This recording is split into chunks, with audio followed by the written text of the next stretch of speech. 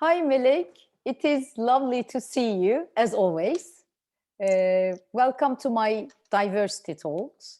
Um, if you like, let me introduce you shortly, and if you're ready, I can jump into my first question.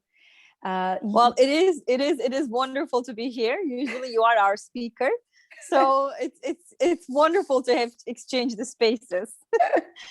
Thank you so much. To be honest, I was so looking forward to our session today. I'm curious. I'm really excited what you're going to share with us today. Melek, you are Melek Pulatkonak. You are the founder and CEO of Turkish WIN, Turkish Women International Network. You founded this organization in 2010. But before that, you were very active in the corporate world. You were a very successful professional woman. You worked for IKEA in New York for many years, and then Microsoft in Istanbul. What made you found the women organization? What did you want to change? What was your motivation? Well, thank you for this wonderful introduction, and I'm super excited to be here at the Diversity Talks. I describe myself as an entrepreneur. So I wear different hats, but I'm an entrepreneur. So that's always in the current state. I have different jobs, different titles, and when I was born in Istanbul, grew up here until high school, then went to the United States, spent there 20 years. But I did a lot of back and forth. And I was looking for like-minded women like me who are very mobile, looking for global careers. And in that quest, I always needed to find a network. So I went to London School of Economics, needed to find people. Then I went to New York, needed to find people. Came back to Istanbul, needed to find people. And the more diverse and off the beaten track you are with your career options, the more difficult it is to go to a regular network and feel at home. And at that time, I had discovered the TED conferences and decided that this is a wonderful tribe. I got to go to TED when all these magical events were happening physically in Long Beach, then in Canada. And there I saw what happens when people get together who share similar values. There is this build-up resonance in the audience and energy. Everybody wants to enable somebody else, and the value-based tribes really interested me. Then I said, if I want to build one, just like Ted, I love Chris Anderson's job, reading all day, curating videos, learning, being a professional learner. And what would it be that inspires me? Who do I want to learn about? That's how I came to Turkish WIN. I wanted to meet women like me who have global careers, like you, in different cities, but have the same passion that brings us together, which is the sisterhood, supporting other women, enabling all the available resources that are out there for a good cause. And that's how the Turkish WIN journey started. Mm-hmm, mm-hmm. Melek, these organizations' goal, you can maybe shortly talk about the goal of the Turkish WIN, but I know that it's all about, building sisterhood among women. And the Turkish WIN's message is, if she did it, so can you. This is such an encouraging message, a powerful message. So when you look back, what do you think? How much did it work out in terms of inspiring and encouraging women? Well, it's quite interesting. As I said, we really were much inspired by the TED conferences, how they curate the ideas with videos. So we asked women to tell their stories because the mission of Turkish WIN is to inspire and support women in their journey for self-accomplishment, as well as to give back to build a legacy. So not only do we want to meet like-minded women, but we also want to be inspired by them. And we want to leave something behind.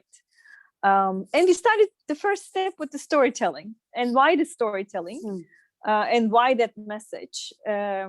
We all think sometimes that we are doing something quite unique. We are in our unique set of troubles. But then when you realize other people have gone through that and it's not so such a big deal, or there are thousands of different ways of tackling it, then there is this nice relief that comes in and inspiration. And in my story, I'm very much inspired by my aunt and my mother and how they inspired each other. And this is a whole other session. But I've seen how my mother took my aunt as a role model and became an entrepreneur because she did it.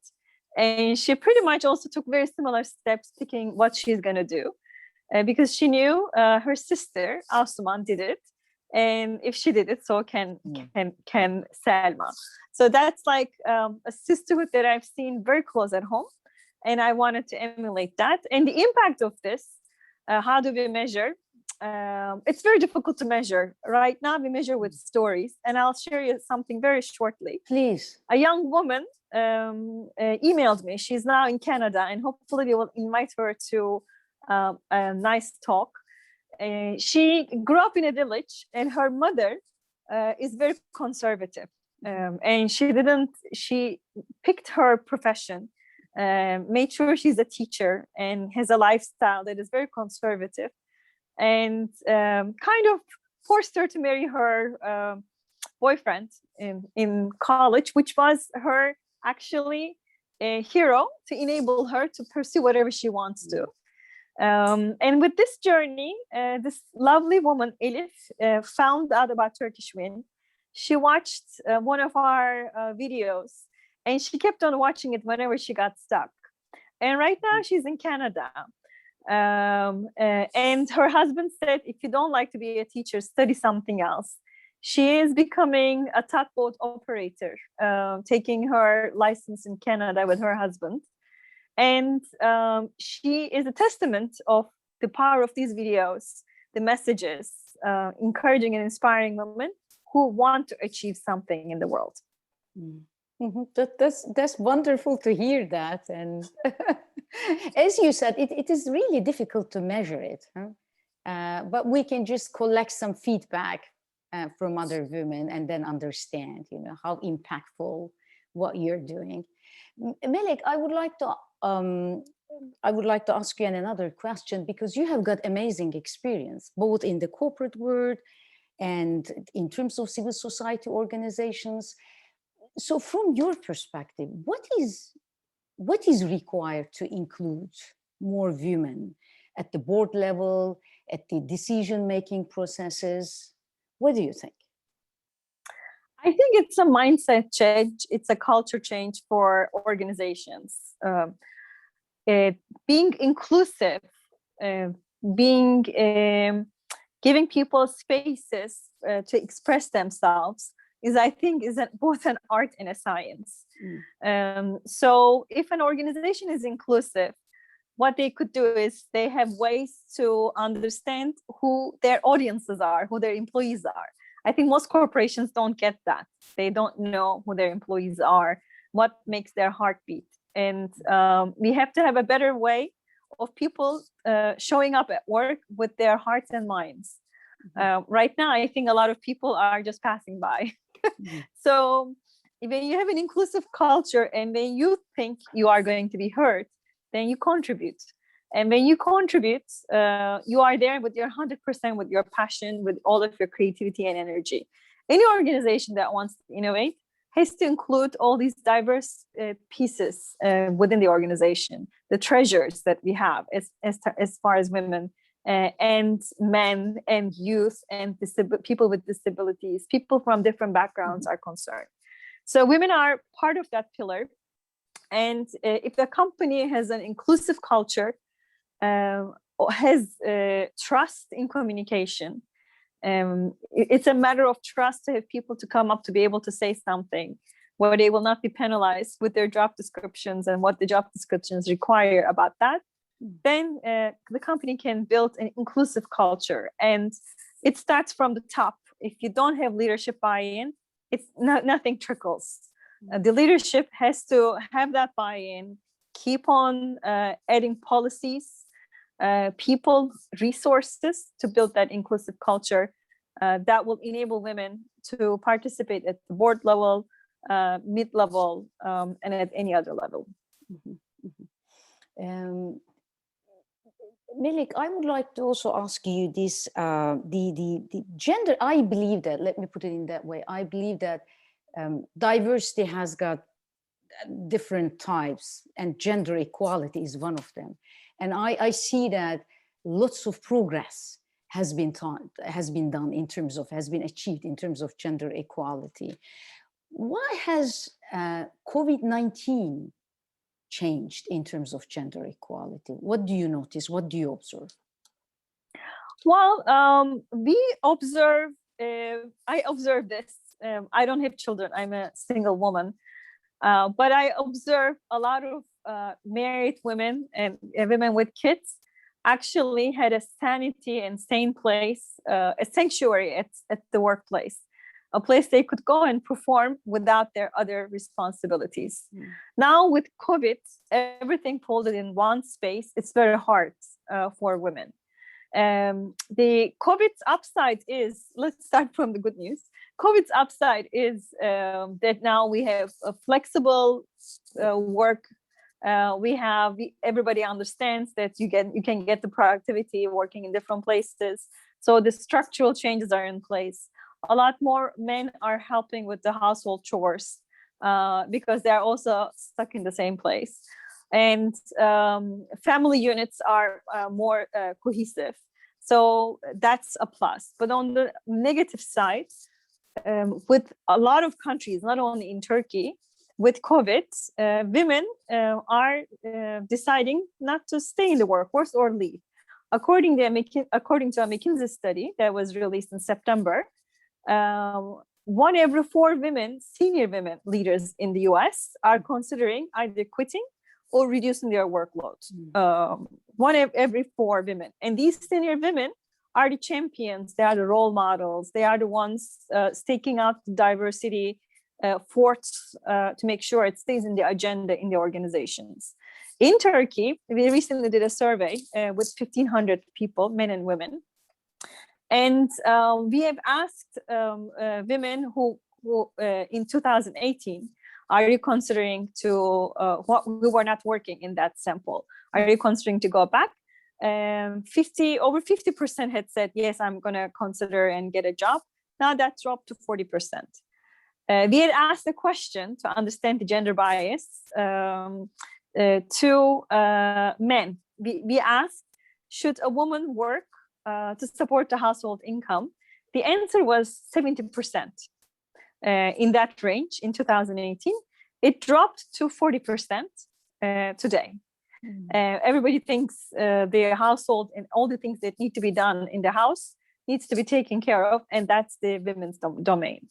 So with the unemployment rates being, women being let go because they may not be breadwinners, so the employers may be having a bias towards keeping the men because they are the household breadwinners, and looking at, if a household has 2 incomes and 1 income, giving ceteris paribus.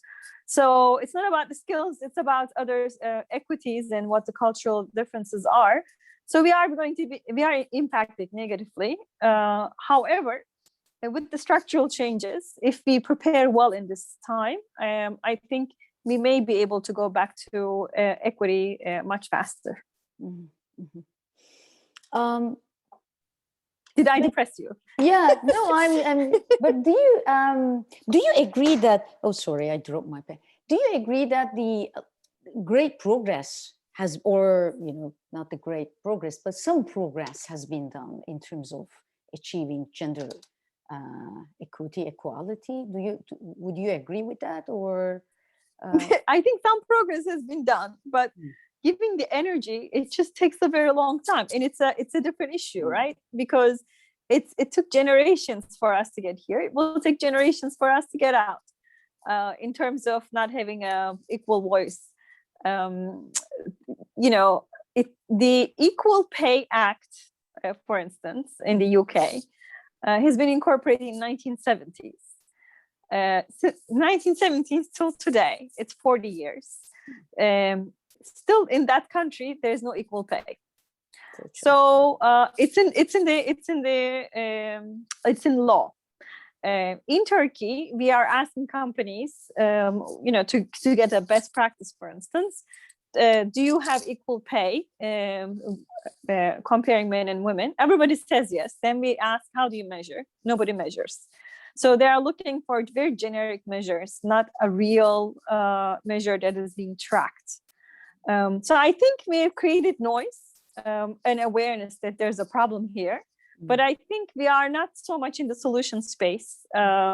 With this generation, I really expect things to change with the younger generation, because this is a mindset change, and our minds are not changing. They are changing much slowly. But the next generation of leaders who are coming in, they don't have these ideas that what women can and cannot do. So I think we are just going to wait it out a little. The other thing that I would like to benefit from your experience is there are many women organizations across the world. I know that in Turkey, in Austria, in the UK, everywhere, and they're working for the same purpose, for the equal rights for women. So I'm curious to know how much exchange is achieved or happening among them if they work for the same purpose. So what would you say? There are different silos. For instance, Empower Women is a great initiative by UN Women. Empowerwomen.org. If our listeners have not checked it out, they can check it out. But it just covers G7 countries. So best practices, tool sets, a lot of different information for G7 mostly. All the webinars cover those cases. In Turkey, the women organizations are trying to collaborate, work together, but there has to be a governing body that coordinates this. It's a full-time job to manage a network and align people. You are doing this, the other party is doing this, why don't you join forces? So we were at a roundtable with the Ministry of Family in Turkey. And what we have suggested is, if they are going to have big projects where the third sector is going to participate, they should make collaboration as a condition to disperse funds or resources, so that different organizations learn to work together. So I think it's the government's job to aggregate all of these resources, and international organizations to enable these exchanges. Yet, I think it's going much better now since we have switched everything to digital. There will be a big regional event by UN Women for entrepreneurship this week. And people from different countries are participating, and they are gathering these groups together.